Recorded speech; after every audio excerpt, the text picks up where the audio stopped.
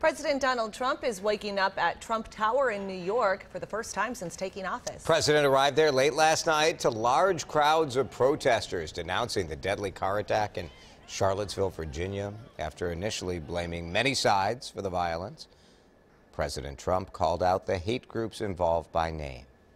Racism is evil, and those who cause violence in its name are criminals and thugs, including the KKK, neo-Nazis, white supremacists, and other hate groups that are repugnant to everything we hold dear as Americans. 32-year-old Heather Heyer was killed Saturday. She was part of a group of counter-protesters denouncing a white supremacist rally. 20-year-old James Fields appeared in court yesterday, officially charged with her death and injuring 19 others.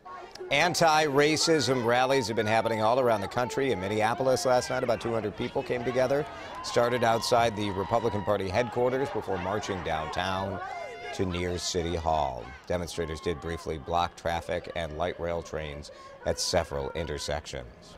This weekend's events have a family in Fargo denouncing and disowning their son, who was one of the white supremacists rallying in Charlottesville. Mary McGuire is live in the newsroom with the story. And Mary, after hearing news of that rally, his father wrote to a local paper saying that his son is no longer welcome to family events. That's right. Strong words from the father of Peter Tefft, who says his family has received numerous threats after his son was publicly identified for taking part in the white nationalist rally. Peter calls it upholding free speech, but his family doesn't see it that way. In an open letter to the Fargo Forum, Tefft's father writes that his son's racist beliefs were not learned at home and claims he is no longer welcome at family gatherings. He also asks his son to become more accepting and loving of people.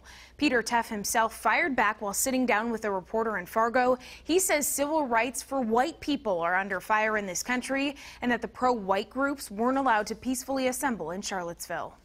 Not everyone there agreed on everything, but they did agree that white people deserve civil rights.